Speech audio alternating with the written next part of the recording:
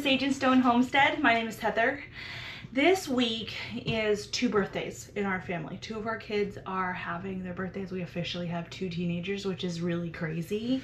And on the kids' birthdays, I make whatever they want for breakfast and whatever they want for dinner. It's a tradition that my husband's family does, and I really like it. And tomorrow, my daughter Addie would like to have homemade bagels with the homemade cream cheese.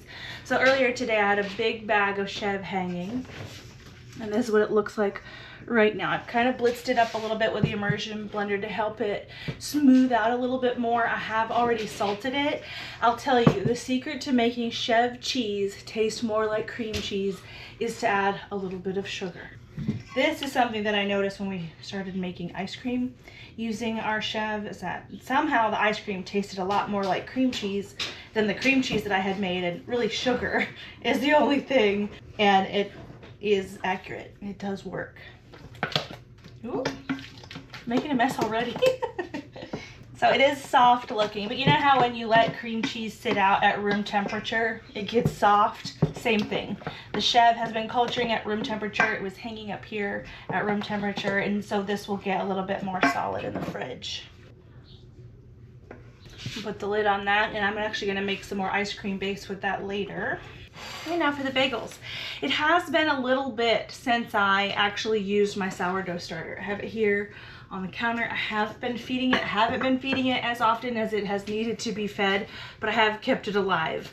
I've had a lot of people give me suggestions of, feeding it and sticking it in the fridge so it'll last longer. You guys, if I stick my sourdough in the fridge, I will kill it. It is out of sight, out of mind. Fridge is where things go to die, unfortunately. And so I've kept it out on the counter. People have also said, oh, Heather, if you bake, you're not going to forget your sourdough. And the thing is, I don't always bake sourdough. A lot of the times, sourdough baking requires this kind of advance notice for even yourself. You have to know that you're going to want to eat sourdough like tomorrow, and so you can prepare today, sometimes even 2 days in advance. You have to feed it and get it active and things. And so lately, during the busy season, I've just been doing things like banana bread, stuff that only is leavened with like baking soda, or the quicker yeast breads and things. That's where I've been baking. I just haven't been doing sourdough. So the sourdough's been a little bit ignored, but I only know how to make sourdough bagels, so we are going to do those. I do have a dedicated video on my bagels, and so I will make sure that I link that below if you need more of an in-depth step-by-step, but it's out of this book, Artisan Sourdough Made Simple, the Sunday Morning Bagels. Every time I have baked out of this book, it has been delicious, so I do recommend this book. I don't actually have a bubbly active starter right now. It actually needs feeding. Oftentimes, because my sourdough is so aged, I can get away with this. Me actually making the recipe counts as a feeding, and it bubbles up really well.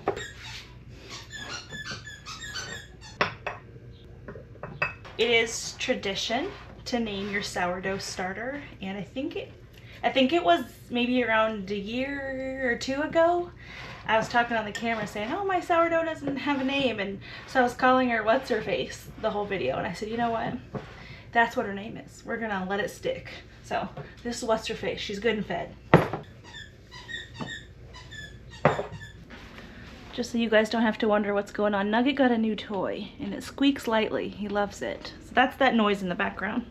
I know that for me personally, when I know what's making a sound, it makes that sound less annoying. So 1 cup plus 2 teaspoons warm water. I'm gonna use just room temperature water. My house is already warm. We had a feels like temperature of 105 today, and our air conditioner already has a hard time keeping up in summer. So it's already warm in my house. I do not need to give what's her face an extra boost, or else she will bubble over overnight. 2 tablespoons sugar, 1 1/2 teaspoons salt, 4 cups of flour. Now this is a pretty dense dough. I have made this dough in my KitchenAid several times before. My KitchenAid complains about it and starts to smell like it's getting too hot. So I don't feel like pulling it out today. We'll strong arm it. You'll probably notice that I do a lot of my baking in like a roundabout way. I don't worry about being exact. I know people say you should be exact about baking. I don't have the brain power for it, and my stuff usually turns out pretty good. So dough feels a little dry to me, so I'm just gonna add a little bit more water. Recipe says to knead it for 5 to 6 minutes.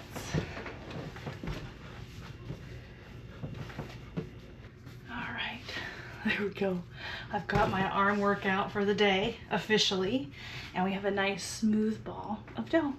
This is gonna rise overnight with the lid on. Now, I know in the last video I did skimp on showing you guys how the ice cream base is made, so I'll go ahead and throw that in here too. In general, I need about 4-ish cups of the chev.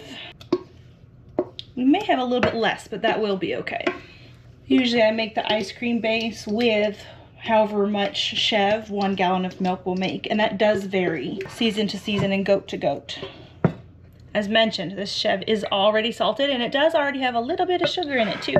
I'm gonna make enough ice cream base for me and my whole family. So 1 1/3 cups of sugar. Might do a little bit less since I had some sugar in there anyway. A little bit of vanilla. This is bourbon vanilla that I made.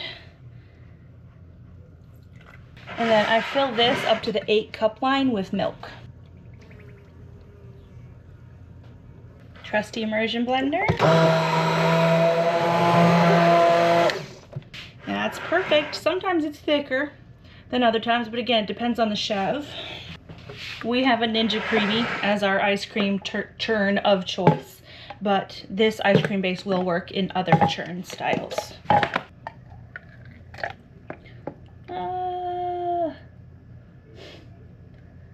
People have told me, Heather, the reason you're getting drips is because you have a Pyrex. What pitchers work best? Is it the Anchor brand? Because yeah, I make messes all the time, but sometimes it's not my fault. These just have to freeze upright so that they freeze flat for a full 24 hours before we churn them up. Ice cream night is Sunday, so plenty of time for these to freeze. Sometimes finding space is the issue.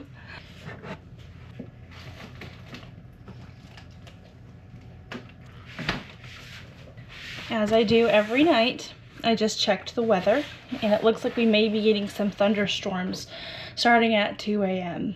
And so that means I may run around and do things like shut the greenhouse. I could leave that open. As I said, it was really hot today, but I at least want to shut the door on the rabbitry, because if we get heavy winds coming from the west, I've got hay just inside that rabbitry door, and I don't want that getting wet. So let's go check on the animals. This is what the goat barn looks like on my camera. Looks like they've cooled down a lot. A few of them were panting today. Nuggy Brick.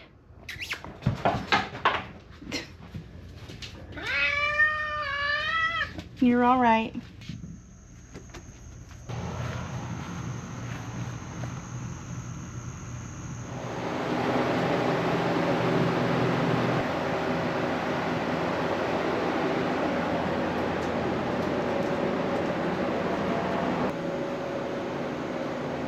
You've got a baby in your water bowl. Probably means it's empty, huh?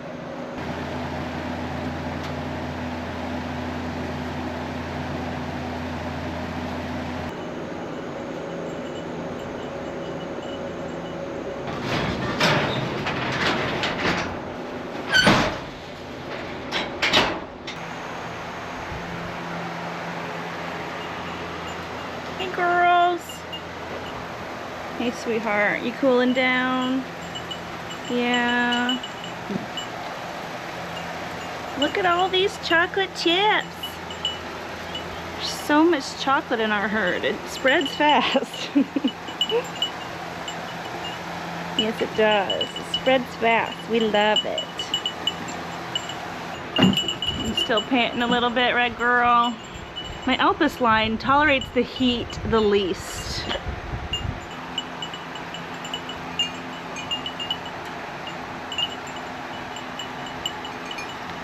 Hey, pigs! Oh! Look at Lufa. Lufa, are you officially bigger than Chloe? That did not take long.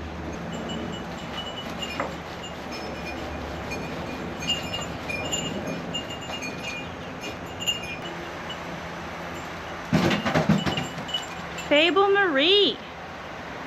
She's no shame. She's gonna do it right in front of us. That Fable Marie, I tell you what, She's too much. Isn't she, Stella? She's too much. So are you. All right, well, you girls look good. I'm gonna head inside. You be good. There's not a chance. Good morning. She has risen.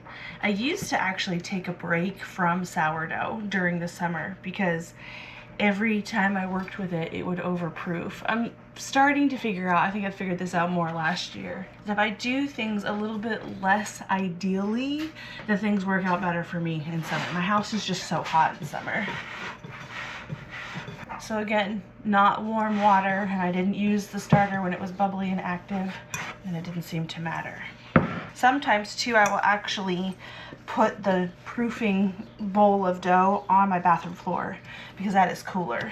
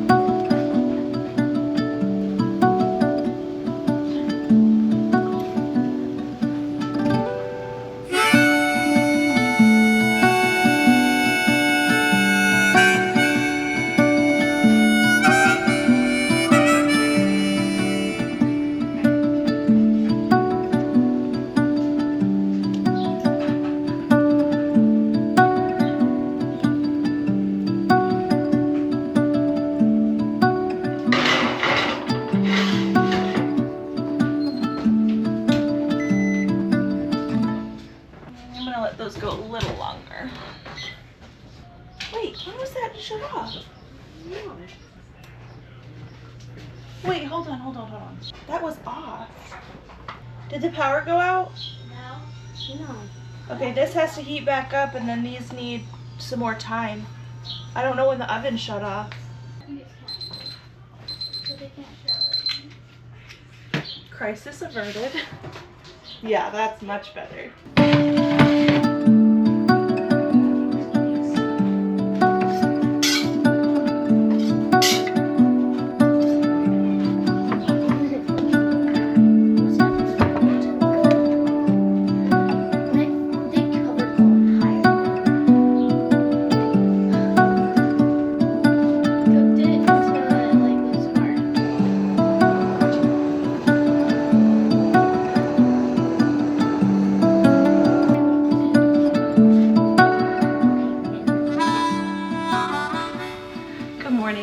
Sunday. I want to give you guys a little bit of an idea of how my morning went, and it's not like a big deal, but I had in my head that I need to get certain things done today, and it's just a matter of what do I tackle first. And when you have a lot going on and it's the busy season, sometimes it's really hard to decide what to handle first. So I have some seedlings underneath some grow lights. I don't even think I've shown them to you guys yet, but these are our fall brassicas, and I decided, okay, maybe I will up pot those.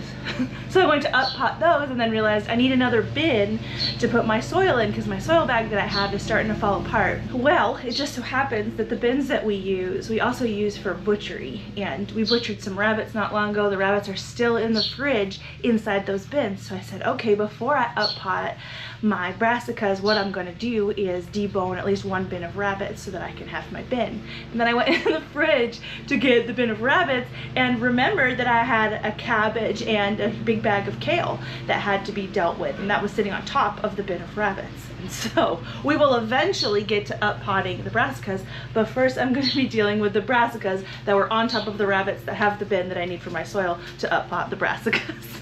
Anywho, that's just how my brain works. And so that's how it went this morning. But we are getting things done. I do have this big pot here with a lot of kale, and I actually harvested this quite a few weeks ago, and this is in salt water just because you know, the cabbage loopers have been around. I want to make sure that I get this good and clean. I'm going to let this soak for quite a while, and then we'll take the ribs out of that, and I'm probably going to can it. People have asked me what I used my canned kale for, and I actually will use it in soups. Like Zuppa Toscana is so delicious. It's one of my favorite soups, and that takes kale, and you can easily use canned kale in something like that, or in like a casserole or something else. But this is the cabbage that was in there, and it was partially frozen, but I think we're going to be able to get away with doing the canned coleslaw that I really like. I love having coleslaw on hand for this time of year. It's so easy to just dump and go. Anywho, I am going to do a double batch, and I think I need another cabbage. So we're going to go out to the greenhouse and grab that. I also need some onions. I need some carrots, and I do actually have some peppers that I harvested a couple of years ago that I freeze dried that we are rehydrating to stick in the coleslaw as well. I think this is the first time that I will have made the coleslaw with this much, or this many ingredients that I have grown myself, and that's pretty exciting.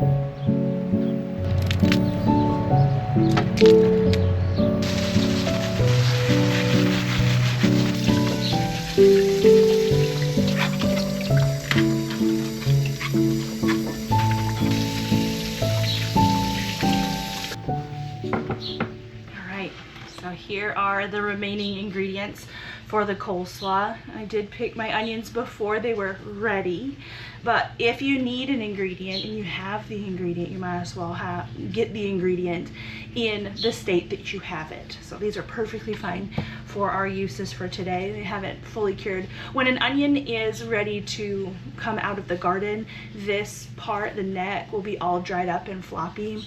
But there's plenty of usable food here for our purposes, and I don't have to use something store-bought or something preserved. I was going to use freeze-dried onions for this when I was going to make coleslaw a few weeks ago, but no need.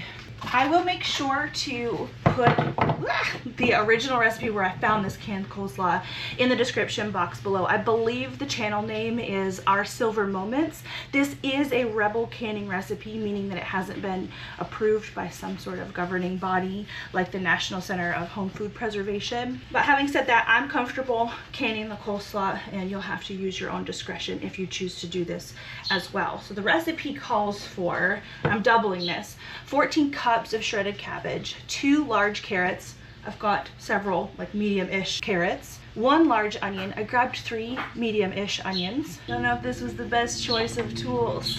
Me eyes. 1 or 2 sweet peppers, 3.5 cups vinegar, 2 cups water, 3.5 cups sugar, 1 tablespoon mustard seed, and 1 tablespoon celery seed. I also marked on here that dill could be delicious as well, and I do have some of that freeze-dried, so we may go ahead and use it.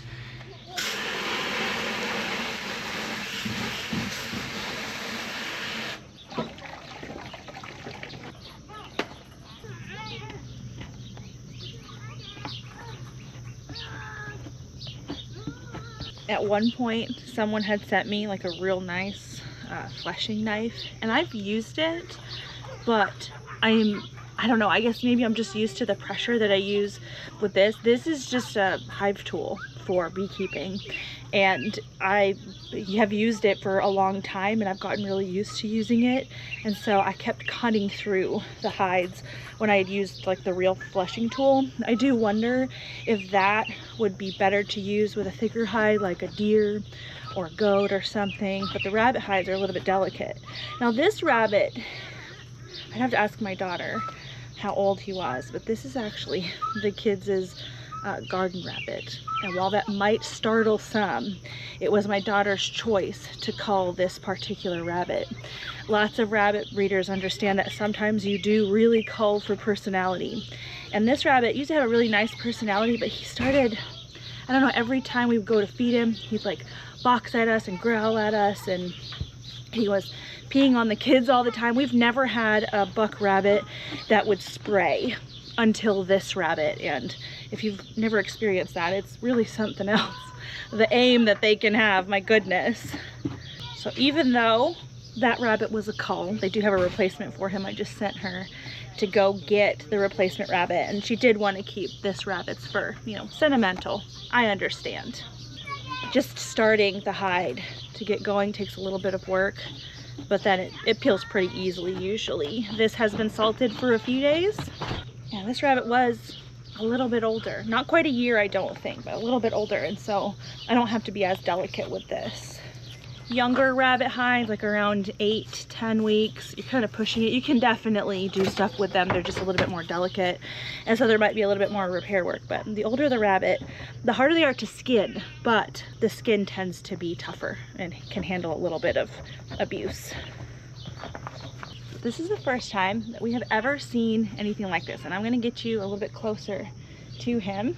But this is a cute little buck out of Sausage's litter. And on one side, he has a beautiful blue eye. And on the other side, his eye is brown.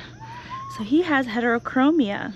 And I am still in the process of research and figuring out how this kind of thing happens. We have had blue-eyed rabbits before, but I've never had one blue eye and one brown eye rabbit come up. And we both thought that that was pretty cool. The kids really think heterochromia is neat. I do too. And we've always said once we see a heterochromia animal, we're gonna keep it. So what's his name? Artham. Artham. And this eye actually has a little bit of blue right at the back. Does it? You can't really see it with the reflections, but it does. Hopefully Artham is not a peer. The black and white ones are, because when the black and white grow outs did that too. Really? I don't know if it has to do with color necessarily.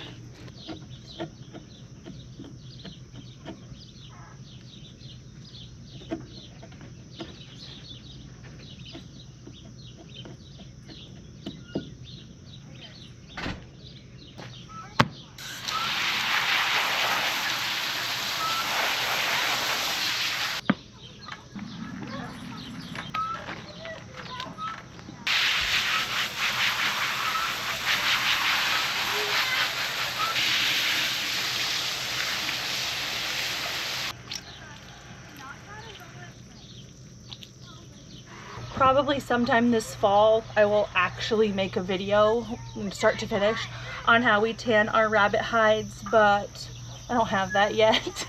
It's pretty simple. I just buy this Trapper's hide tanning formula and follow the directions on the bottle, except for it does say to heat up the solution before adding it to the hide, and I've gotten away from doing that. I just give it a good shake and massage it in, and it does tend to work really well. Maybe heating this up would help with the solution penetrating the hide a little bit more. I don't know. Seems to work fine without heating it up. This bottle's getting a little low. I don't know how many hides one of those bottles will do. It does say this bottle will tan 1 deer hide or 2 medium-sized fur skins. Elk, moose, caribou, and bear require 3 to 6 bottles. Whoa. Yeah, I imagine. One of these maybe does 8 to 10 rabbit hides, I'd guess. I haven't actually, you know, worked that out. And don't worry about the little bit of grit and stuff that's left on the hide. That does come off when we stretch it, which I'll do over the next few days. This needs to rest overnight. Good morning. It is seedling up potting time. These are actually the Brussels sprouts that I have started for the fall garden. Might it be a little early to start Brussels sprouts? It feels like it, but my Amish friend swears that this is the right time to start your fall brassicas from seed in this area. So I'm doing it. Now, this is a hybrid Brussels sprout. I'll put the name of it down below. I forget exactly which type I planted, but I know that I didn't have very many seeds. And so I had only put one seed per little cell in these tiny little start pots. And I had almost all of them germinate. I just have one that didn't germinate. So that's pretty good. And they all look really healthy. Check them out. They're definitely ready to move up. They've only been in this little seed starting tray for a couple of weeks. And I'm going to be moving them up into these. They should be able to live in here for another 6 weeks or so, which will give me some time to amend the greenhouse before I go ahead and set it out. Now I do have some soil in a bin here. This was out in the rain, so this is saturated. This is actually too wet, but I'm going to choose to be okay with it. The water will be able to drain out the holes just fine. See, it's basically mud. I do have more soil that I can add to this to help try to soak that up, but it's all right. It's what I've got. And we are thankful for the rain. I think that we are only at this point behind as far as year average rainfall by about 4 1/4 inches.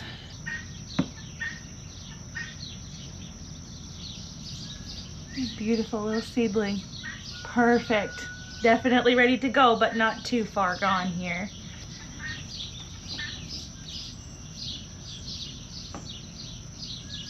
I love these little seedling trays. Epic Gardening has had a lot of sales lately.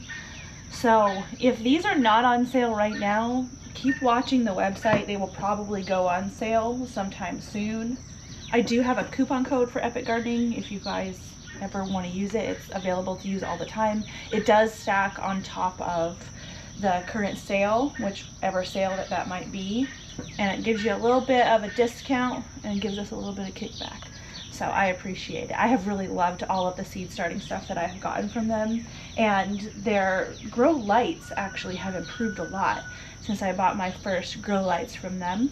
The timer on them has improved. The light on it is now white instead of that purple that's hard to look at. So I'll leave a link below if you want to check that out.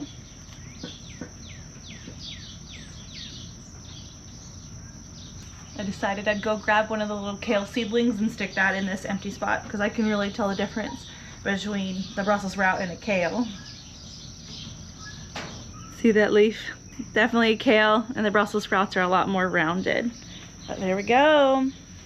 And here are the other seedlings. I have some more of that lovely green cabbage that we really love. Oh my gosh, look at that.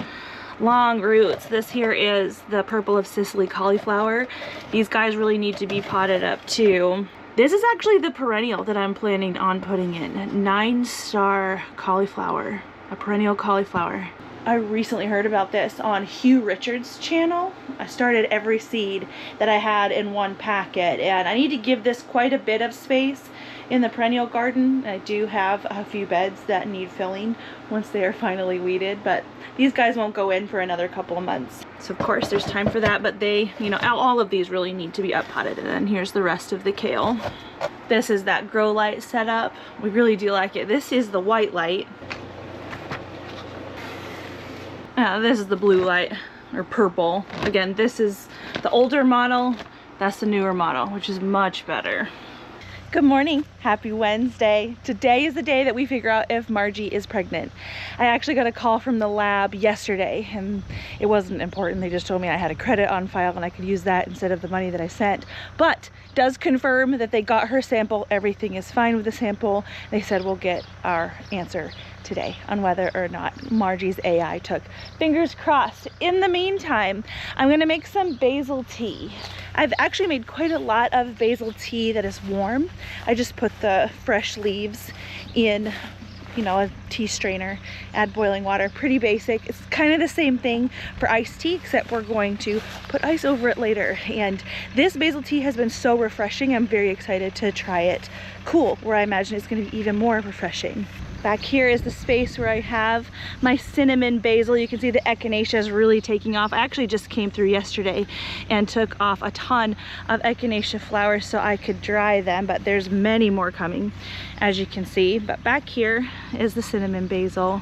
And I did recently do a pretty decent haircut on these, so there's not like a whole bunch here, but I think there's gonna be plenty for us and our purposes today. Of course, I forgot harvest basket, but that's what t-shirts are for, right? What I'm really focusing on is getting the tips of the basil off that are starting to flower. If I let this flower, not all is lost, but it can really kind of dampen the flavor, and I like to keep the lovely flavor of this as long as possible. I'm going to make a gallon's worth of this tea. And so I want a decent amount, maybe a good 2 cups. Could be excessive, I don't know.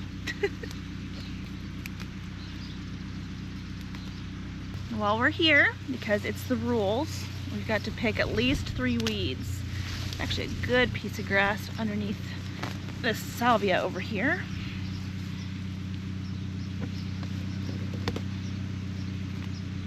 Maybe I'll deadhead the salvia too. That's what can happen. Once you come out in the garden and you do just the tiniest bit of work, a lot of the times you'll see something else that needs doing and oh, that'll just take a few minutes. I'll sit here and do that, and then before you know it, 3 hours has gone by. Especially on nice days like today. Yesterday and today have been beautiful. Not super humid, not super hot, so I'll take it. This volunteer zinnia here that I thought maybe was a Peruviana zinnia is a Peruviana zinnia. Gorgeous. Maybe we'll get a bouquet while we're out here.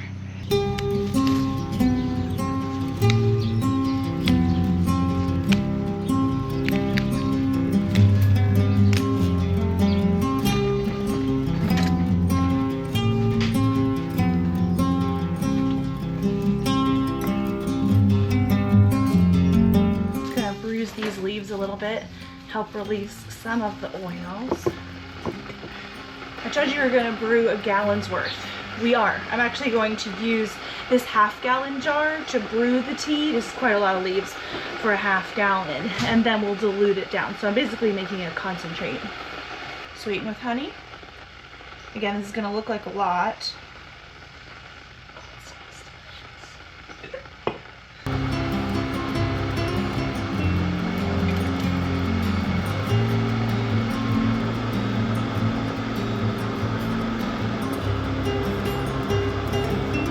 Best at bouquets, but it is pretty.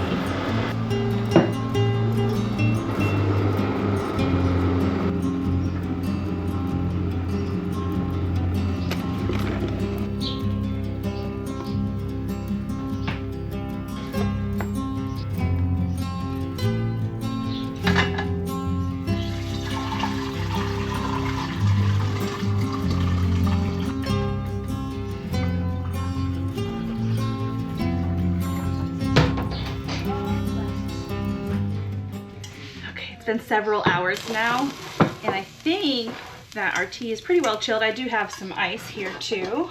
I have not heard yet about Margie's pregnancy test. It's 4 o'clock in the afternoon. I'm getting really anxious. I'm going to make a mess if I pour this. I might make a mess anyway with the ladle. So I'm going to be a little bit extra and use a ladle until this is a little bit further down. It smells amazing. It smells just like the basil. It smells just like the basil tea that I make hot. Do you guys happen to know if there is such a thing as a pour spout for the gallon size jars? I need to look that up. That could be very useful.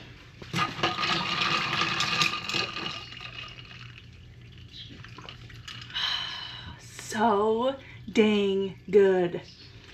It tastes exactly like the cinnamon basil smells, which is kind of strange because it is a very unique type flavor. You definitely taste the basil. There's like a sweetness to it that's not from the honey. So hard to explain, but this is going to be a summer staple for sure. I have a rabbit in the pot behind me. We're going to do rabbit and dumplings for dinner tonight, but what I've got going on here is a little bit of an experiment.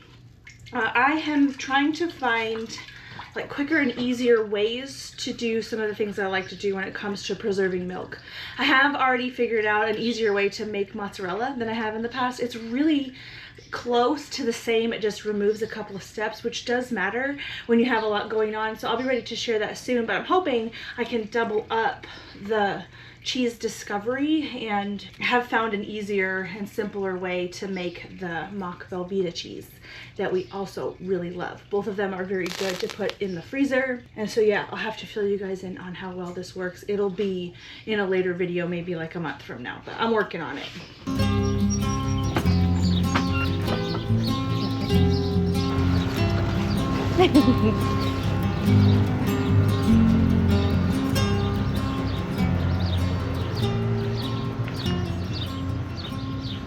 Not quite great at fetch yet. He's gonna go chew on it. Hey, good boy. Hey, sit. Sit. Good boy. Let go. Drop it. Good boy.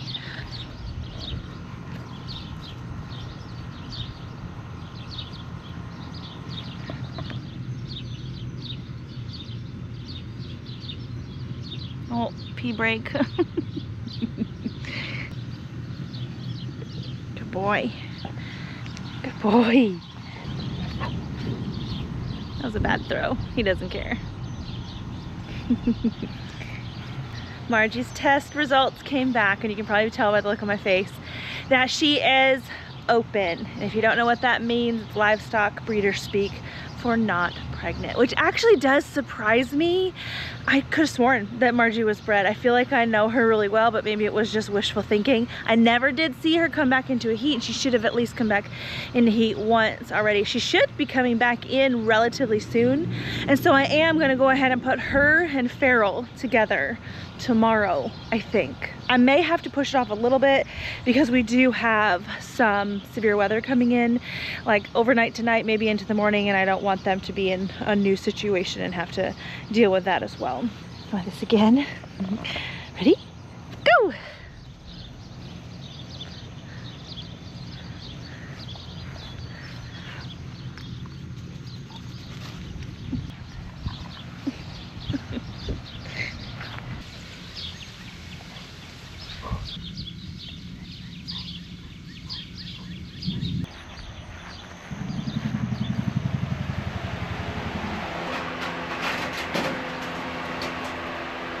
You got a baby out, Mama.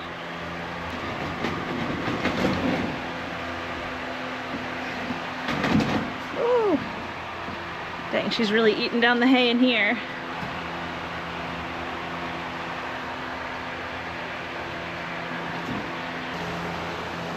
Ooh, no one's home. Oh, there they are. Were you guys actually out at the pond? Huh? Oof. Hey. Sorry, Marge. No babies on board. She's like, yeah, I knew that. I'm sure she had an inkling, because I'm sure she noticed herself come into heat, you know, a little bit ago. I did not. You are with child though, right? I didn't send in for Helicity and Gale, but usually lab cover works out okay. What are you doing, Tonka? Being a menace to your poor mama? Yep. Well, hey, Stella. What?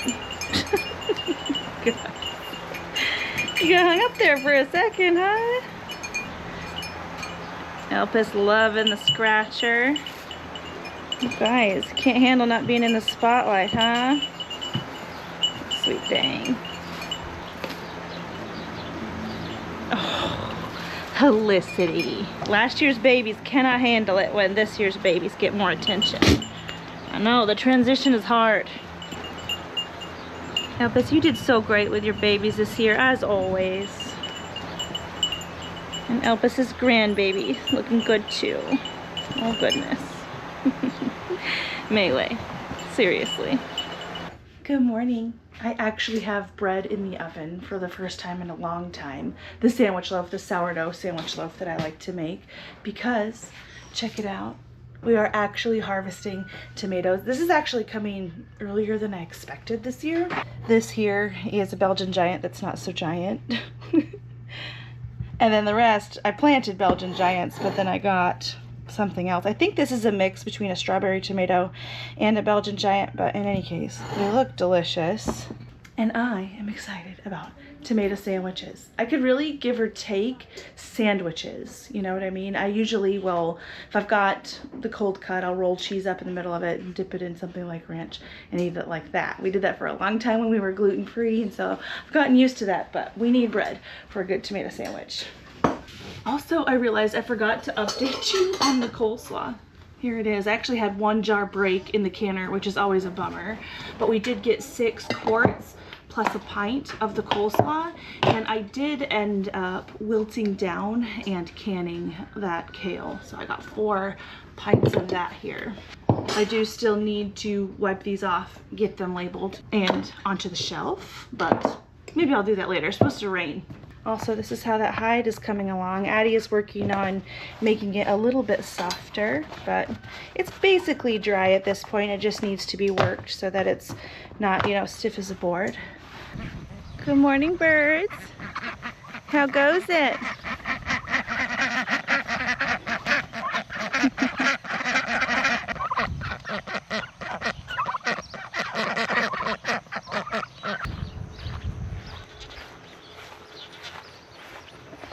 Come here, Marge.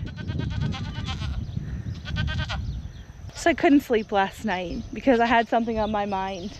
I realized that it's been almost 6 weeks since Corey was here and did the AI on Marge. As we discussed yesterday, she is open, and they'll usually go into heat every like 19 to 21 days. So about every 3 weeks they're coming into heat. So we're actually really at the time where she should be coming into heat again. So I didn't want to wait until after the rainstorm to put them together because I didn't want to miss the window, and I actually think she is in an early stage or early phase of heat because she's doing a little bit of flagging. She's not totally telling him off, and they do have this little love shack, so when the rain starts to come down, that is where they'll be. Yes, was this a good surprise for you this morning, sir? Do you want a bean? I actually do have some more canning to do as far as the beans go.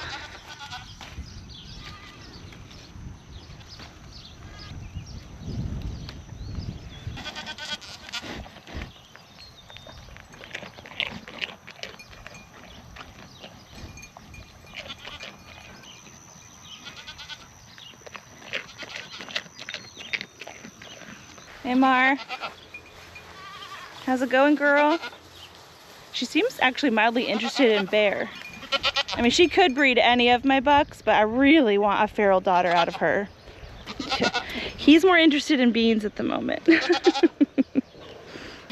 Sometimes it's hard to tell if they are flagging by wagging their tail or if they're swishing, you know, flies and things away. But we are at that time frame, so he should get her when she comes into heat. In 5 months, fingers crossed, for daughters. Margie's 9 years old, so she's getting up there. Her last kidding went really good. This is actually one of her babies right here from the last kidding. Kato and President Snow, whereas Margie crossed with feral as of last season. We've only ever gotten bucks out of these two. So yeah, hoping for does for sure. Anywho, I'm gonna go back inside and make sure that I am watching the timer for the bread. It's been a little while. I'm a little bit out of the routine. Thanks for joining me this week. I'll see you guys again soon.